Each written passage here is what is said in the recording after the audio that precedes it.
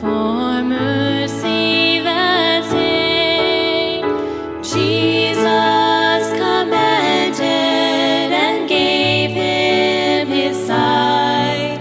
So he followed Jesus, and I'm sure he cried, Jesus passed by my way, and he made me whole that day.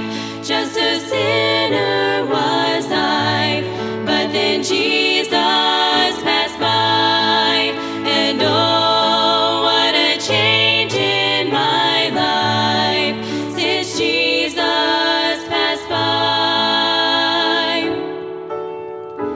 Just like a blind man, I wandered along in the darkness of sin. I was always alone, but then I met him and he made things right. And oh, what a difference since Jesus passed by. Jesus passed by my way, and he made me whole that day. Just a sinner was I, but then Jesus passed by, and oh, what a change in my life since Jesus passed by. Jesus passed by my way, and he made me whole that day. Just a sinner was I, but then Jesus passed by, and oh, what a change in my life since Jesus passed by. And oh, what a change in my life since Jesus passed by.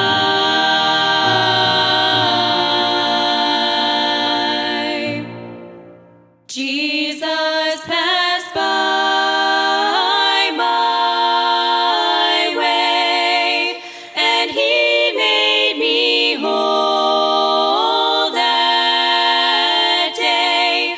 Just a sinner was I, but then Jesus passed by, and oh, what a change in my life since Jesus passed by. And oh, what a change in my life since Jesus passed by.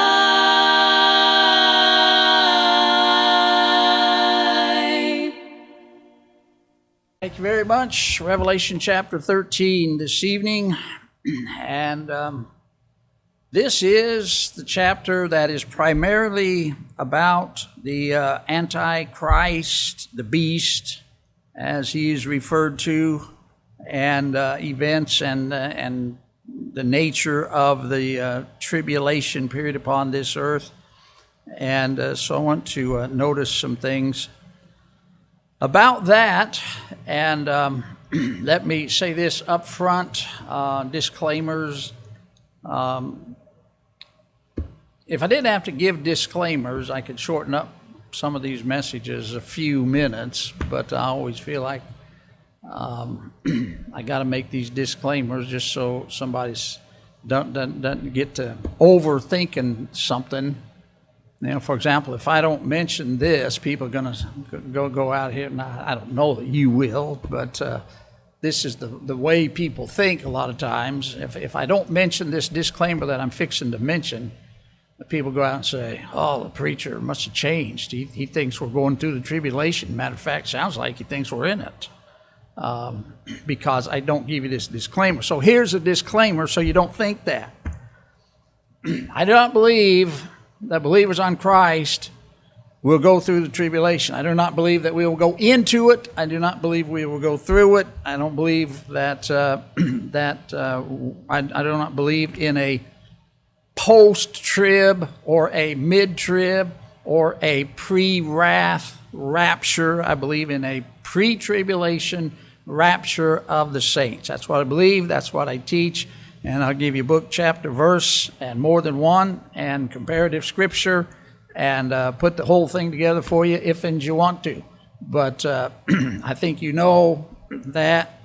And so anything that you hear, anything that I say, do not construe that to mean that we're in the tribulation or we're going to go through or into the tribulation. Because I do not believe we're going into it or through it, either one. I believe that we'll be out of this world and on into heaven, preparing ourselves for the marriage supper of the Lamb, which begins with the judgment seat of Christ.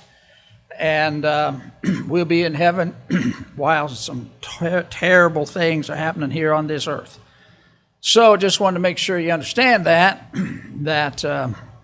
what I am speaking about tonight is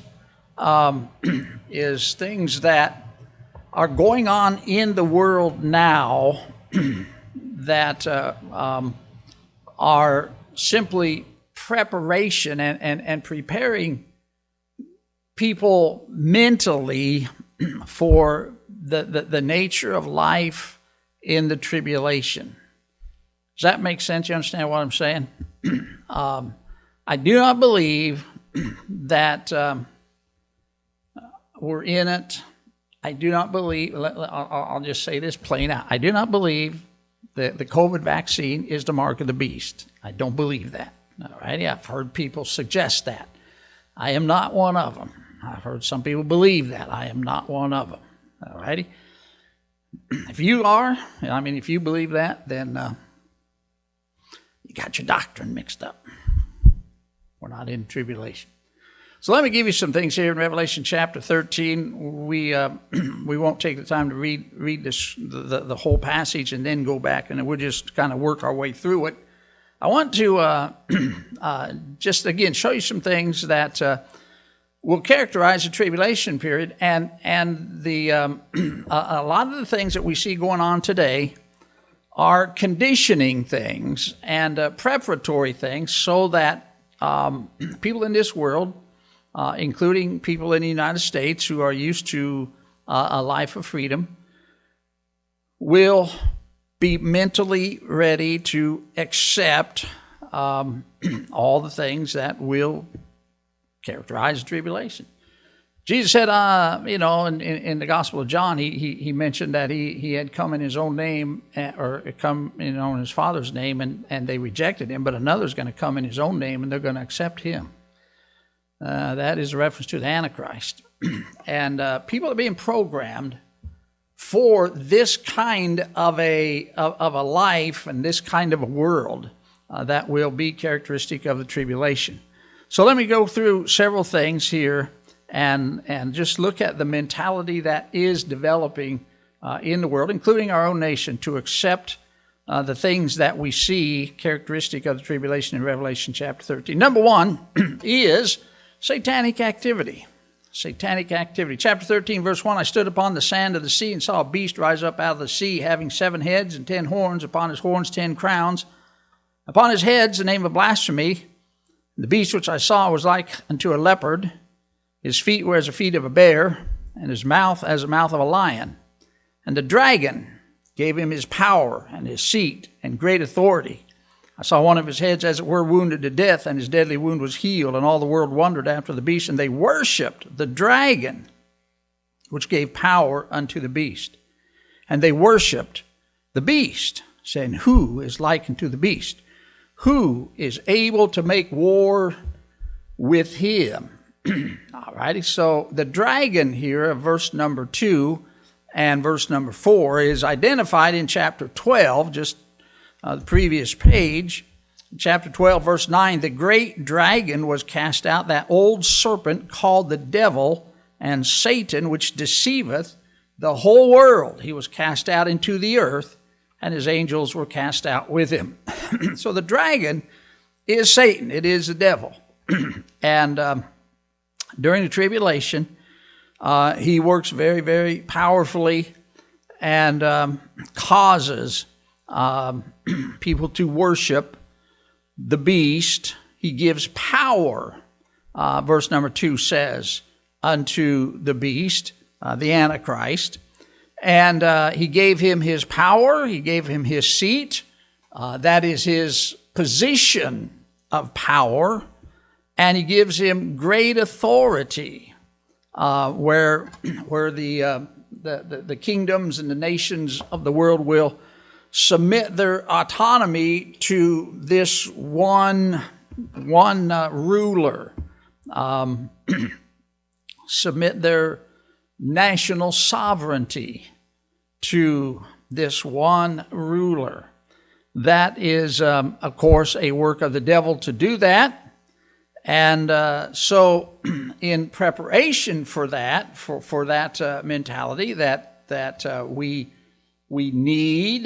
want a satanic inspired, a satanic empowered ruler.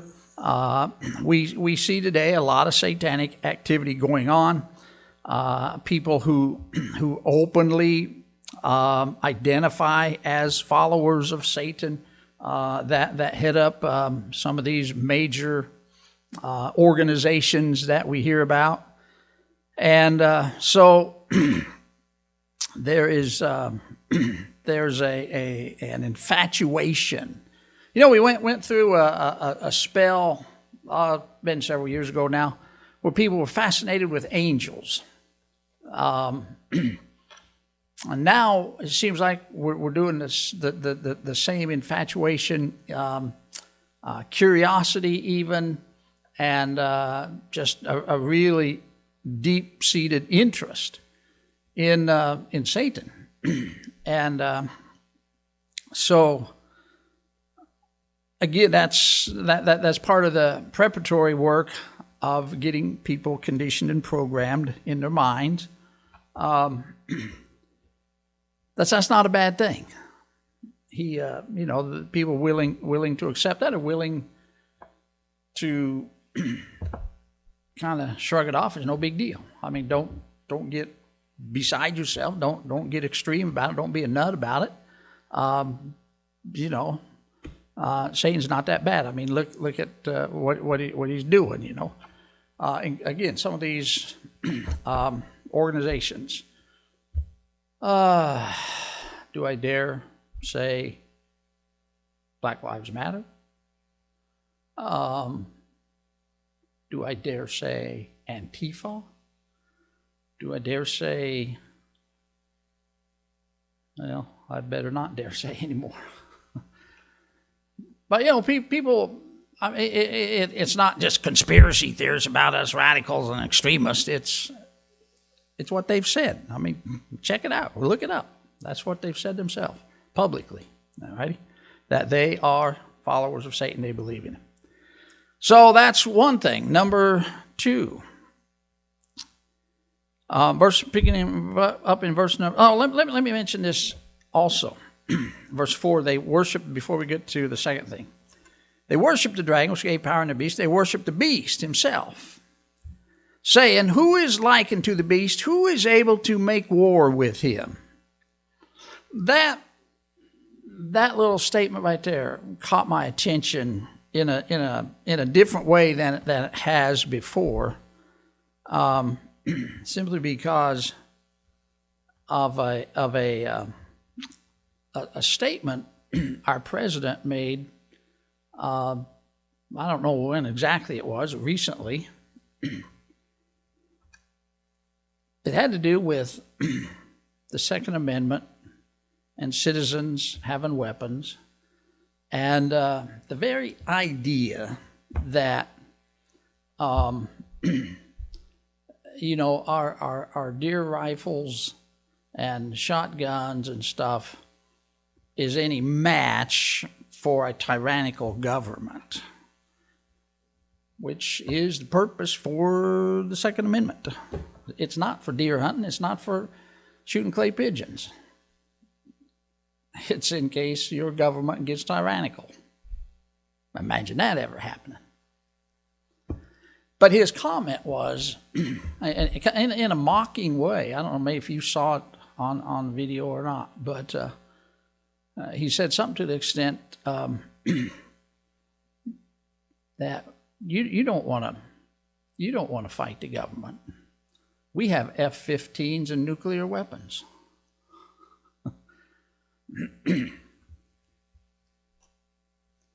It reminds me of this statement. Who's able to make war with him? Now, this is not a suggestion that our president is the Antichrist. He is not. All righty?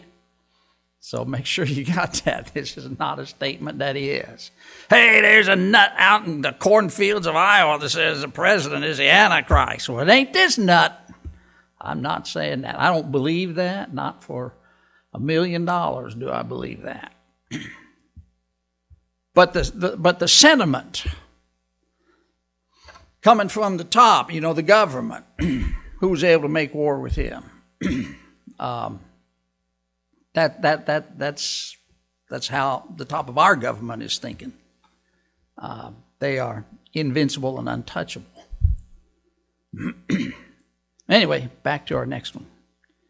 Verse 6, and he opened his mouth in blasphemy. Or verse 5, let's start there. There was given unto him a mouth speaking great things and blasphemies, and power was given unto him to continue 42 months. That's 3.5 years, the second half of the Great Tribulation. And he opened his mouth in blasphemy against God, verse 6, to blaspheme his name and his tabernacle and them that dwell in heaven. So the tribulation period is marked by outward and public blasphemy against God, against God's name, and against God's tabernacle, and against them that dwell in heaven. Just outright blasphemy. Speaking things that are not true, speaking things that are mocking them, ridiculing them. If it was reversed, it would be classified as hate speech. But hate speech only goes one direction, And so that is one of the things that will be very predominant during the tribulation time, is blasphemy against anything to do with God. Himself, his name, his tabernacle, basically his people. Them that dwell in heaven, obviously we would first of all think about the folks that have died and gone there.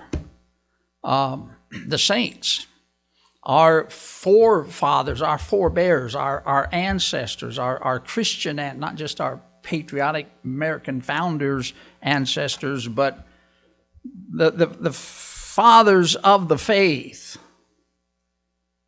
that have been so earnestly contending in their generation to pass on to the next generation, which eventually got to our generation, the faith once delivered to the saints. And this Christianity stuff is a really big thorn in the flesh, or thorn in the side of the culture today, and especially those with the extreme left agenda.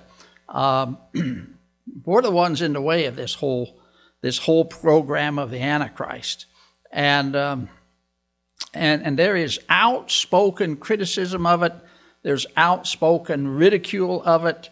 There is outspoken warnings against it, that it is dangerous, it is destructive, it has done more harm to our nation and the world than any other group, is this right-wing Christian conservative stuff. I just read it the other day. I don't remember who said it, but I mean, they've said it in Congress. They've said it on TV interviews. It's open. It's out there. It's a matter of public record. Just blasphemy. And you don't hear a whole lot of protest about it from the world. There's a third one. Verse 7. It was given unto him to make war with the saints and to overcome them. That is, again, it goes along with the second one, blasphemy. But the saints, be it church saints right now, be it Jewish saints later on, during the tribulation, there will be numbers of people saved. That is another subject to talk about another time. But saints, nonetheless, as those who are God's people, will have war made against them. It's not that they're going to take up arms against the system or against the beast himself. It's the beast and his system making war against the saints and winning, overcoming them. And here's the deal. You get this out of chapter 14. In the tribulation time, and we already know about the buying and the selling without the mark of the beast and all this kind of stuff. We'll get to that here in a few more points. But the mark of the beast is not just some incidental or irrelevant event that takes place during the tribulation. Spiritually, it dooms and damns anybody who takes it to hell. You'll find that in chapter 14. There is no hope for somebody that takes the mark of the beast. And again, let me say, the vaccine is not the mark of the beast. Savvy? Talk about that in a moment too. But war with the saints it's not all out, full blown right now. In the Roman Empire, Roman Emperor Diocletian in the late 200s, or right around, very early 300 AD, 303, somewhere in that range. The Roman Emperor Diocletian completely outlawed Christianity. And that brought, of course, a very intense persecution against believers, because legal or illegal, they were not going to denounce their faith and deny the Lord. And so there was a real serious wave of persecution and martyrdom of the saints back at that time period. A few years just after that, maybe 10 years or so after that Constantine legalized Christianity.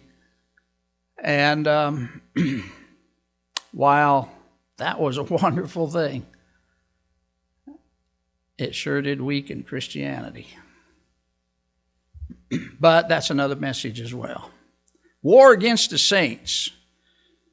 It's socially or even politically acceptable to criticize, ridicule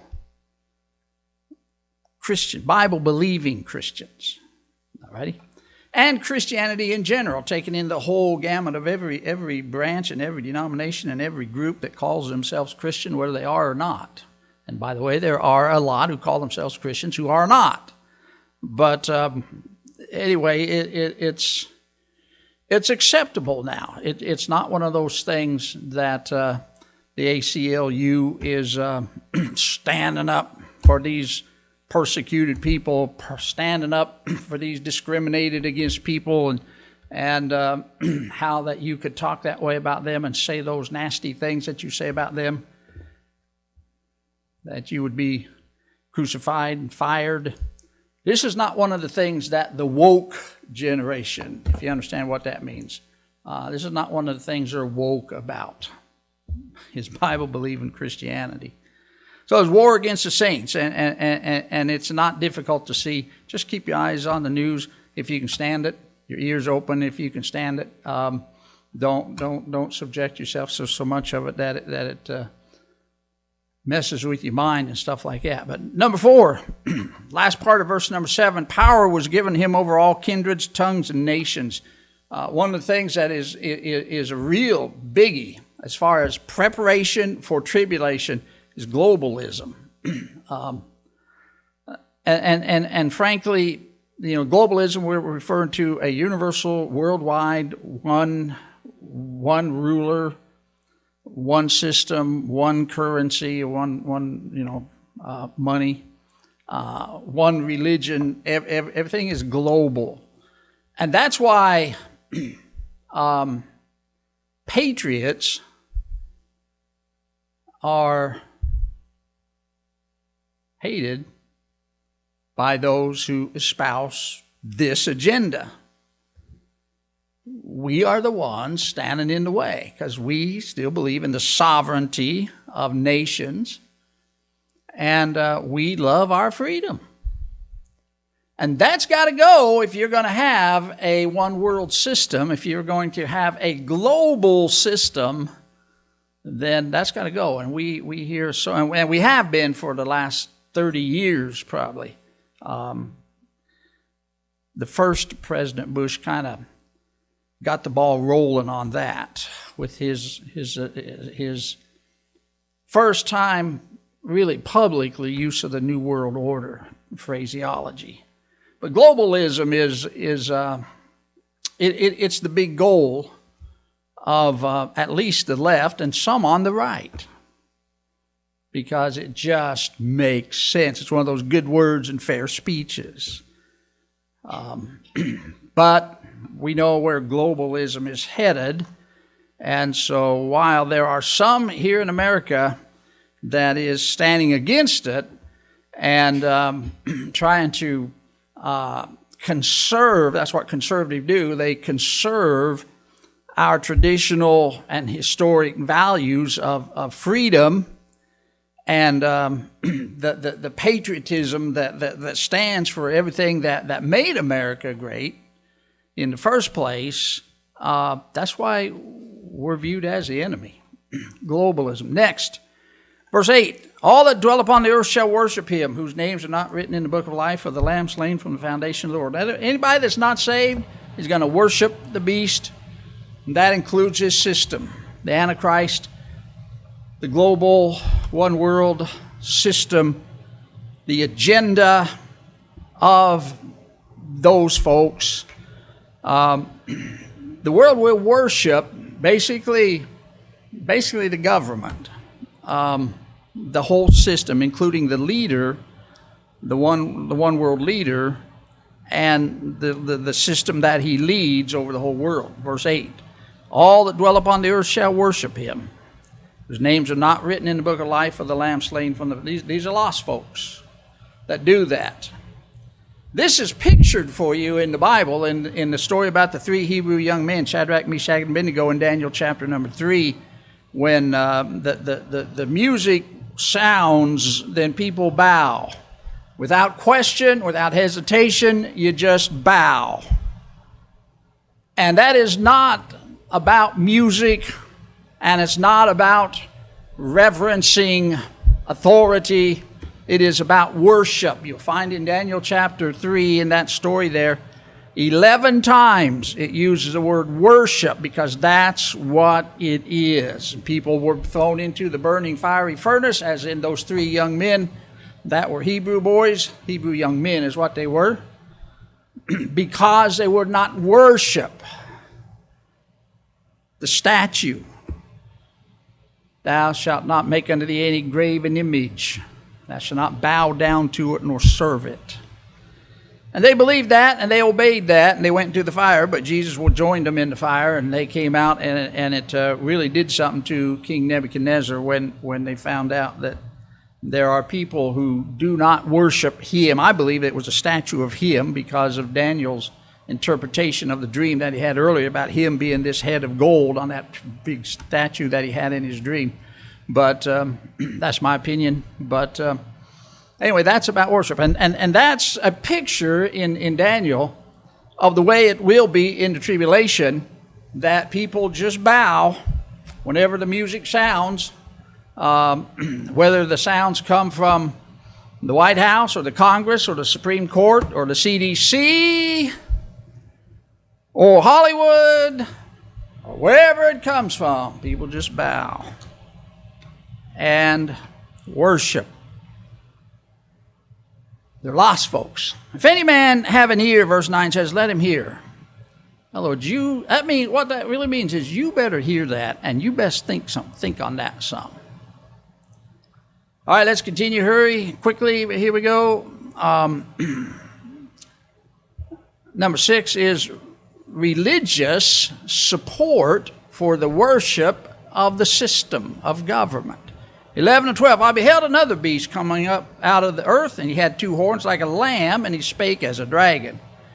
In other words, he had 2 horns like a lamb, which would picture Jesus, but he spake as a dragon, which is Satan. Very religious, Christian devil. Might as well have Christian devils, because we got everything else Christian. We got Christian rock and Christian porn, and we got Christian drugs and Christian all kinds of stuff that are satanic. So here we got a second beast.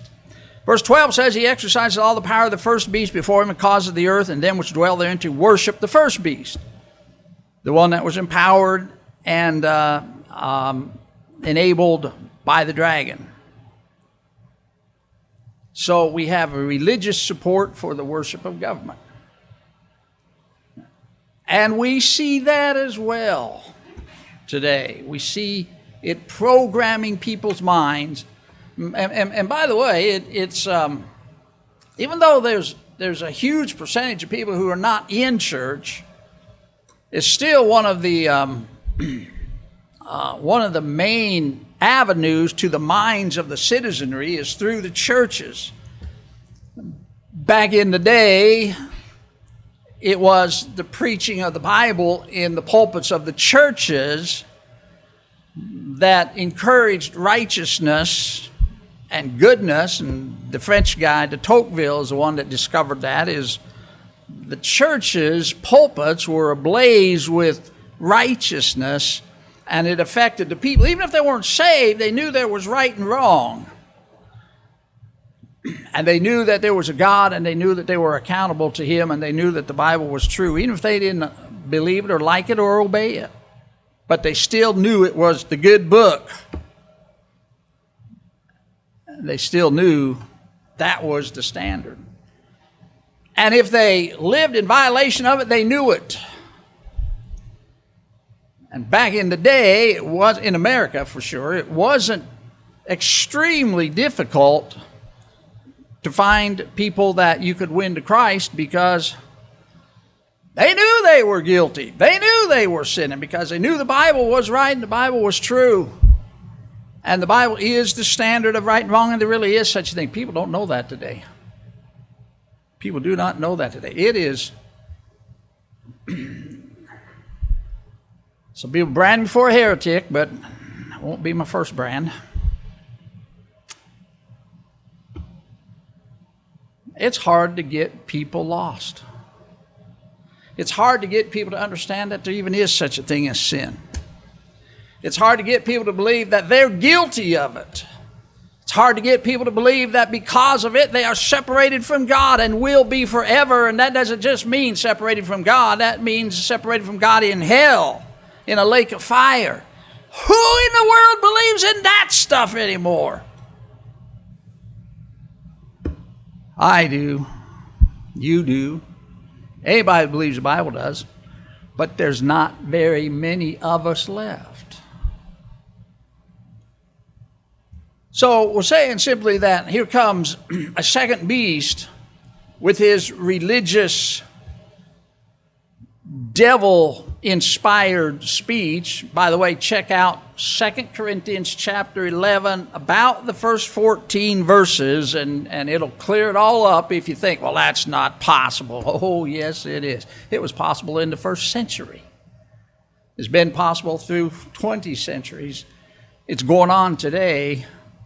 religious support for the worship. And in other words, people are sitting in the church pews and hearing how we ought to go along with all this. Whether you're talking about global efforts to change the climate, whether you're talking about global currencies to stabilize the dollar and help with inflation, whether you're talking about all any of this stuff, all this stuff. They've been making commercials and advertisements with quote unquote ministers, talking about how that loving your neighbor as yourself requires you to get the shot. Well, that's another lesson too, but no, it doesn't. No, it doesn't. But see, what we're seeing though is exactly what will take place and be dominant in the tribulation is that the encouragement and the incitement to worship the beast comes from a religious figure. So, number 7, verse 13, 14. He doeth great wonders. This is that second beast.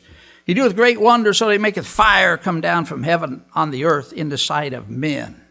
Deceiveth them that dwell on the earth by the means of those miracles which he had power to do in the sight of the beast, saying to them that dwell on earth that they should make an image to the beast which had the wound by a sword and did live. So there will be deceptive miracles. There are folks trying to practice that today. Deceptive miracles. Next one, verse 13. No, not verse 13, verse 15. He had power to give life unto the image of the beast, that the image of the beast should both speak and cause that as many as would not worship the image of the beast should be killed. So here we've got something unusual. Verse 15. I don't know exactly what it is, but it's power. First of all, he directs in the construction of an image of the beast. Be that a statue, be that a robot, automaton,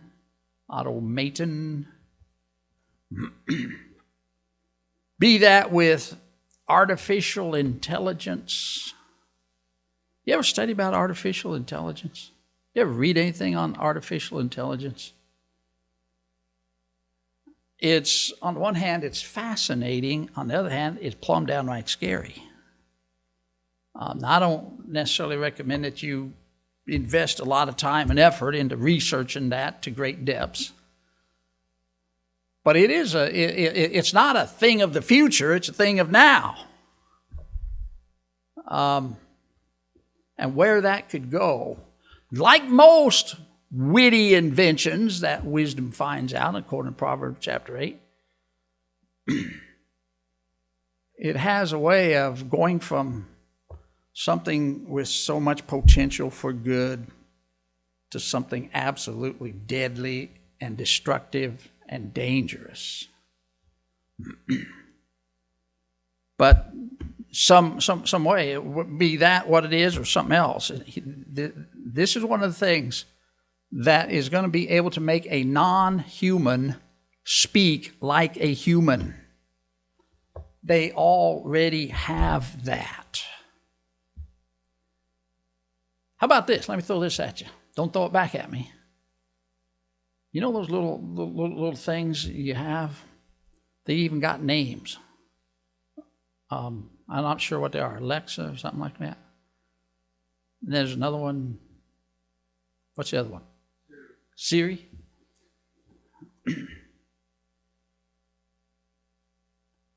Those things talk.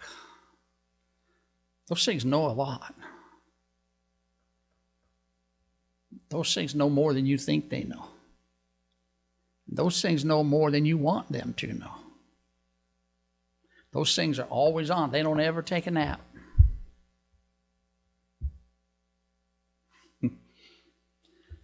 I'll just leave that with you for whatever you want to do with it. If nothing, that's up to you. How about this? End of verse 15. They caused that as many as would not worship the image of the beast should be killed. Holocaust.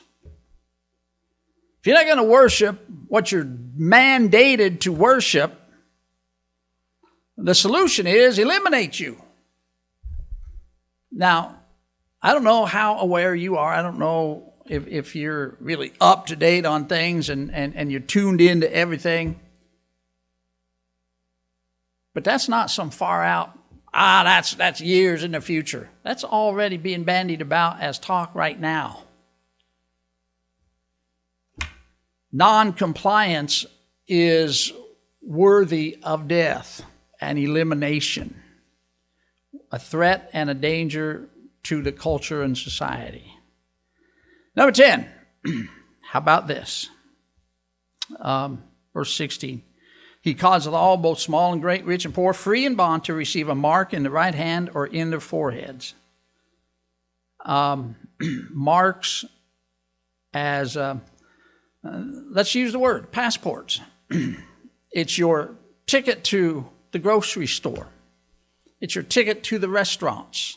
It's your ticket to the airplane terminal. It's your ticket to the gas station.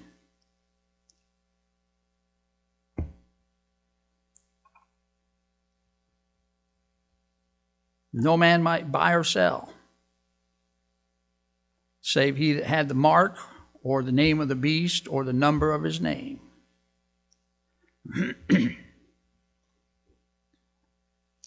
We're not there. But again, if you know any news, anything that's going on, we're mighty close. Aren't we? You understand what I'm saying? We're mighty close. How about this one? He causes all, free and bond, to receive a mark in the right hand or the forehead. Not their left shoulder or even their right shoulder. Their right hand or the forehead. A mark. I was thinking about this just the other day. It finally dawned on me. I hadn't never thought of this before, and I don't know. This might seem ridiculous. People are pretty well conditioned to having marks put on their body. We call them tattoos. Used to be pretty much limited to sailors, servicemen way back when, away from home, missing mama. Now mama's got her own tattoos.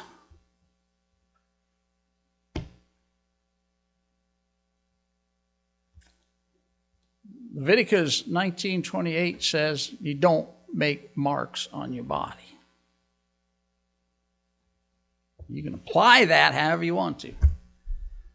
If you want to apply that, don't make your grocery list on the palm of your hand when you guys get sent to the grocery store. Bread, milk, and donuts. She didn't say donuts. I put donuts.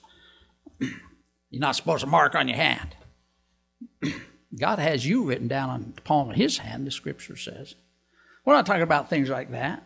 We're talking about cutting yourself. That's, again, Leviticus 19:28. And making marks that are basically permanent. People's not opposed to that. That used to be, they got a tattoo. Now it's, they got a tattoo. That is cool. People are programmed. Marks are not going to be a problem. Even right smack in the middle of your forehead. Right hand, that's not going to be a problem. We're getting close. One more. You can control the buying and selling. We already mentioned that. Is that the last one? That might be the last. I think that's the last one. So we're done. So all of these things out of chapter 13 are things that will be during tribulation time. And we're not even suggesting that all of these things already are now, but at the same time, we are saying the mental conditioning and programming to accept these things and not see these things. Man, this is terrible. This is horrible. I'm not going to have anything to do with that. that's all being watered down. It's amazing how, given enough time, people will accept about anything as okay, including killing babies, including gay marriage, including boys becoming girls. That's not even a big deal anymore, except for it is to God. So here's the thing: the tribulation is not here. Said that at the beginning. Say it again, just to make sure. We're not in the tribulation, but we're sure headed that way. We're not going to go into it. I believe that. I believe that very strongly. And the later it gets, the more I believe that. And the more I see happening, the more I believe that. There are a lot of folks, including Baptists, that have abandoned the pre-trib rapture position because of all the things they see going on. It looks like we're already in it, but we're not. We're being conditioned and programmed for it. So I'll give you a couple of things of advice. Do with it whatever you want. Number one, you better keep your head, your heart, your mind, your nose in this book so you don't get deceived and misled by a system that is, even though the person of Antichrist is not revealed, even in the first century, in 1 John 2 and 1 John 4, the Bible mentioned that there are already in the first century many Antichrist spirits. And the Antichrist spirit is very prominent and prevalent today. It's just, again, preparation for the person who has not been revealed yet. And don't get all wrapped up in trying to, I'm going to figure it out. No, you're not. And why would you want to? What difference does it make? If you want to know, see if the Lord will let you watch over from the edge of heaven and see. You're going to have a long way to look down, though. It's a long way from here to earth, here to heaven. But anyway, number one, keep your heart and your head filled with this book, so you don't get deceived or misled. So it'll keep you strong enough to withstand, and having done all, to stand, as the Scripture says. And I would advise each of us to not get our roots too deep in this world, without knowing the day or the hour, but not being ignorant of the seasons. Jesus is coming, sooner rather than later. I don't know when. I would like to think in my lifetime, but I'm getting towards the tail end of it, so it better be quick if it's going to be in my... I know Brother Kraft for years and years and years and years said he knew the Lord was coming in his lifetime. Well, he's been gone for, 7 or 8 years now? Brother Kraft was always right about everything, and I figured for sure he was going to be right. I didn't know if that meant he's going to live to be 130 years old or not, but I figured, he always was right. And as far as I know, that's the only one he missed, which is a pretty good record if you only missed one out of your whole life. But anyway, Jesus is coming, and we're going when he does, and we're not going to go through this. That's our blessed hope, that Jesus is coming. It's his glorious appearing. And until he does, this whole thing tonight, this whole lesson started out as preparation for a sermon on what are we to do in light of the soon coming of the Lord. And so that message becomes the conclusion to this message. We watch and pray, that's what Jesus said. We wait with hope, that's 1 Thessalonians chapter 1 and verse 10, verse 3 and verse 10. And we occupy till he comes. That means we work and we serve and we do what we're supposed to do. If we knew he was coming tomorrow, we do what we're supposed to do. If we knew he's not coming till next year, we do what we're supposed to do. Occupy means get with the program. In military terms, it means to take over property or nation or land or whatever, occupy it and control it. It means to inhabit a house. You occupy the place where you live. It means to keep yourself busy. We need to keep these kids occupied, otherwise they get too antsy. Occupy. It means to keep active. And we need to do that. Keep busy about the Lord's business. Keep serving the Lord, witnessing, praying, doing what you can. Because Jesus is coming sooner rather than later. All righty? So, our blessed hope prevents us and keeps us from the tribulation. But the preparation for it is going on now. The conditioning for it is going on now.